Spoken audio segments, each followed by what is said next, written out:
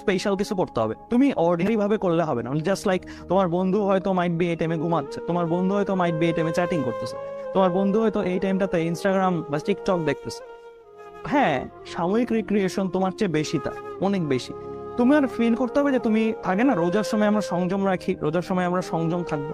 তো তোমার টাইমটা মনে করতে হবে যে পুরো টাইমটাই রোজা। রোজা এই সেন্সে যে তুমি সংযম রাখবা, নিজের সংযত রাখবা অলওয়েজ। এইচএসসি লাইফে আসো অ্যান্ড তুমি একটা মিশনে আসো, তুমি এনজয় করবা, তুমি আরো বেশি এনজয় করো, সবার চেয়ে বেশি এনজয় করো, আমার চেয়ে বেশি, সবার চেয়ে বেশি এনজয় করো। তুমি যেহেতু ভালো স্টুডেন্ট অ্যান্ড পরিশ্রম করছো অনেক বেশি, তুমি যখন ধরো ফর এক্সাম্পল গুগলের লিড ইঞ্জিনিয়ার বা এরকম বড় বড় পজিশনগুলোতে যাবা, তখন তোমার এনজয়মেন্ট কি বাকি কেউ ধরার ছোঁয়ার কাছে থাকবে?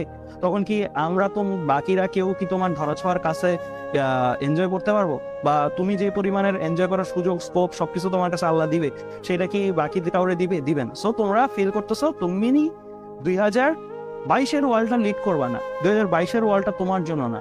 তোমার জন্য মাইট বি এর চেয়ে বেটার ওয়ার্ল্ড, যেটা হচ্ছে আরো ফিউচারিস্টিক, আরো ধরো অ্যাডভান্স টেকনোলজি আসছে, ওই ওয়ার্ল্ডটা তোমার জন্য। ওই ওয়ার্ল্ডে তুমি মার্সিডিজ চালাবা, ওই ওয়ার্ল্ডে তুমি টেসলা চালাবা। সো দ্যাটস ওয়াই তুমি বর্ন করছো, দ্যাটস ওয়াই তুমি জন্ম নিছো, দ্যাটস ওয়াই তুমি পরিশ্রম করছো। এইভাবে যদি না নিতে পারো মোটিভেশনটা নিজের মধ্যে, তাহলে তোমার এই পরিশ্রমটা কখনোই অর্থিক লাগবে না। অর্থিক লাগবে তখনই যে তুমি একটা গ্রেটার ড্রিম দেখো। নট লাইক সারা বছর থাকে না চাকরি করব, সারা বছর কাজ করবো, নট লাইক তুমি এরকম ড্রিম দেখো না। তুমি একটু এক্সট্রাঅর্ডিনারি, তুমি 35-36 এজে রিটায়ার করবা অ্যান্ড তোমার হাতে আল্লাহর মধ্যে দ্যাট মাচ ক্যাশ থাকবে, তোমার ফ্যামিলি, তোমার পরিবার পরিজন সবাইকে তুমি অ্যাকচুয়ালি হ্যাপি রাখতে পারো, সবাই প্রাউড করবে তোমাকে নিয়ে, অ্যান্ড সবাইকে তুমি পুরো ওয়ার্ল্ড ট্যুর দেওয়াতে পারো, তোমার আম্মু আব্বুকে অ্যান্ড তোমার ফুল ফ্যামিলিকে।